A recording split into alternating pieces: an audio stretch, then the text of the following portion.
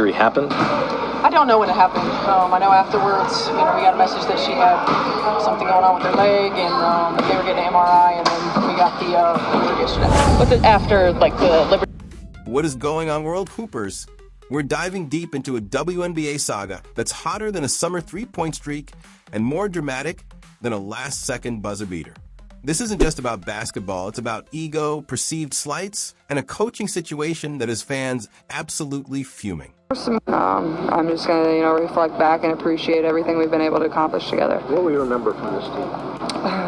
I think, We're talking about Indiana Fever head coach Stepahine White, and a growing wave of dissatisfaction among the fan base who believe her actions and comments reveal a disturbing level of jealousy towards none other than the league's biggest star, Caitlin Clark. Prepare yourself because the tea is piping hot and it spills all over the court, from peculiar press conference answers to alleged side eyes caught in 4K. This whole situation is messier than a botched fast break, and it's got Fever fans ready to demand a coaching change faster than Caitlin Clark can sing a logo 3. Let's set the scene. Hard work, a lot of ups and downs, but more than anything, just trying to soak it in. I think one of the things we lose sometimes when we talk about you is this has taken a lot of really hard work. Caitlin Clark, despite being a rookie and battling injuries, just received a massive honor: WNBA Player of the Year at the ESPYs. This is a monumental achievement, a testament to her undeniable impact on the league, drawing unprecedented attention and viewership. So naturally, her coach, Stepahine White, would be thrilled, right? Overjoyed for her star player, especially one who's been playing through pain and bringing so much to the franchise. Well, buckle up, because White's response was less proud coach and more grumpy gatekeeper.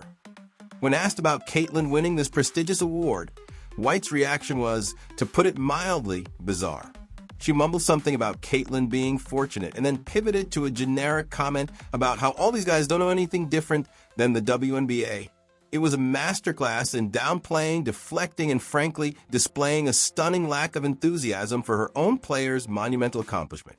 It felt like the energy of a jealous valedictorian who can't believe someone skipped grades and still aced the test. This wasn't a supportive mentor. It felt like a substitute teacher who thinks she's the main character in a school play no one auditioned for. The fan reaction was instantaneous and furious. Social media lit up not just with questions, but with outright accusations of jealousy. Fans are asking, did Stepahine White think this was 2003? Girl, sit down. Her response wasn't just underwhelming, it was insulting, a blatant disregard for the player who is quite literally putting butts in seats and eyes on screens for the WNBA. Let's be brutally honest here.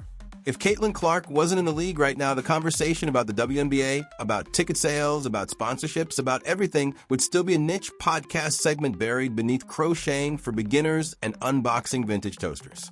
That's no knock on the phenomenal talent across the league, but the ignition switch, the one setting this whole league ablaze, it rhymes with greatness and shoots threes from the parking lot. This new wave of attention didn't just appear because someone finally fixed the camera angles. It's because one player walked in and made people stop scrolling. That kind of gravitational pull doesn't come from average. And yet we've got coaches behaving like gatekeepers of some ancient basketball order, as if Caitlin didn't just catapult the WNBA into the mainstream faster than a Kardashian scandal. The irony is palpable. While fans are showing up in Clark jerseys and chanting her name loud enough to rattle rafters, there are... You're not patient. All right, fire away. Welcome back. Appreciate it. You said that you're not patient. How hard have these 5 games been? Coaches out here acting like she's a distraction. A distraction from what exactly? Your 18-point fourth quarter collapse? The crowds aren't coming out because they just can't wait to see someone run an off-ball screen or watch a complicated zone defense fizzle into mid-range bricks. They're coming because Caitlin Clark might casually torch an entire defense while tying her shoelaces.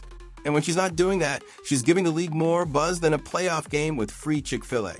These fans didn't cash out their hard-earned money just to witness petty coaching drama or to watch someone get benched out of spite. Master strategy. The underlying sentiment seems to be less about merit and more about insecurity dressed up in coach speak. They say it's about earning your spot, but what they really mean is, how dare she skip the line we've been stuck in for years? The same people talking about team dynamics are the ones watching highlight reels in secret while pretending not to be impressed. You can practically hear the passive-aggressive whistles through the screen. And it's not just the press conference. Fever fans have been noticing a pattern of behavior from White. They argue that she doesn't want the ball in Clark's hands, that she rarely talks about Caitlin's incredible plays, and seems to constantly highlight other players, even those from 10 years ago, as if they just dropped 40 last night. It's like the past is her comfort blanket. Every time Caitlin's name comes up, White pivots faster than a scared point guard in a double team. Suddenly it's about the team, or leadership, or what veterans have done to pave the way. Girl, nobody's asking for a Hall of Fame slideshow. We're asking why you can't give flowers to the person who literally broke viewership records and pulled this league out of obscurity by the laces of her sneakers. This dynamic is incredibly problematic. Coaches with fragile egos should not be allowed anywhere near generational talent. It's like handing a Picasso to someone with a paint-by-numbers kit and a grudge. The league has waited years for this kind of moment. Visibility, viral highlights, crossover fans from college ball. It's finally here. But instead, we're witnessing downplaying and bizarre power plays that even middle school gym teachers would call excessive. Suddenly being the most watched, most talked about, and most replicated player in the league isn't enough. Now, it's about whether she fits someone's arbitrary definition of earning it. Meanwhile, the scoreboard's glowing and the merchandise sales are through the roof. But sure, let's pretend her presence isn't single-handedly pushing attendance numbers that haven't been touched in decades. Totally unrelated, right? The tension between White's perceived old-school WNBA philosophy and Clark's electrifying, free-flowing style is becoming painfully obvious. We've seen the Fever play what some fans are calling puke basketball. Grind it out, ugly games that are a stark contrast to the dynamic play Caitlin Clark brings. When the seats start looking empty again because the fans realize their favorite player is being benched for strategic purposes that look an awful lot like spite, guess who's going to start whining about ratings and media attention? The very same people who treated her like a problem instead of the prize. You're holding the league's lottery ticket, and instead of cherishing it, you're threatening to rip it up because you don't like who scratched it. It's a wild experience watching coaches try to assert dominance over someone who has already owned every arena she's stepped into since college. They can pretend it's just adjusting to the pro level, but everyone can smell the insecurity radiating from the bench like burnt toast. When fans start chanting, "We want Caitlin," louder than the game commentary, don't pretend you didn't see it coming. This league doesn't need more "my system over everything" sermons. It needs the kind of electricity that gets teenage boys and grandmas alike to turn on a WNBA game and actually stay tuned past halftime. The longer these ego trips go on, the quicker fans will start treating game schedules like concert tour dates. If the star isn't showing up, neither are they. This isn't a high school talent show where everyone claps politely. This is prime time. It's lights, cameras, and no patience for coaching vendettas disguised as discipline.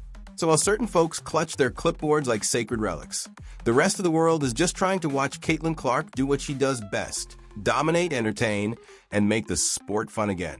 But sure, let's waste airtime debating whether she's ready, when the only thing not ready is the coach's ego for a player bigger than their playbook. Stephanie White wants the confetti, the flowers, the spotlight, but it just keeps boomeranging back to Caitlin like a heat-seeking missile, and it's eating her alive, one awkward press conference at a time. The calls for Stephanie White to be fired are growing louder, with some fans even suggesting Caitlin Clark should demand a trade if the front office doesn't choose between the two. This isn't coaching strategy. This is ego management disguised as mentorship. Stephanie doesn't want Caitlin to fail necessarily. She just doesn't want her to win too much, not more than anyone else, and definitely not more than Stephanie herself, who seems to believe she's the real face of this team. The irony? She's turning herself into the villain in a season where she could have been the hero riding shotgun to greatness. World Hoopers, this situation is reaching a boiling point, and the WNBA, already under fire for its handling of player safety, now faces a potential internal crisis. What are your thoughts on Stephanie White's comments and actions? Do you think the Fever organization needs to make a change? Let us know in the comments below. Don't forget to like this video, subscribe to World Hoop, and hit that notification bell so you don't miss any of the breaking news and hot takes shaping the WNBA season. Your support helps us bring you the real story, always.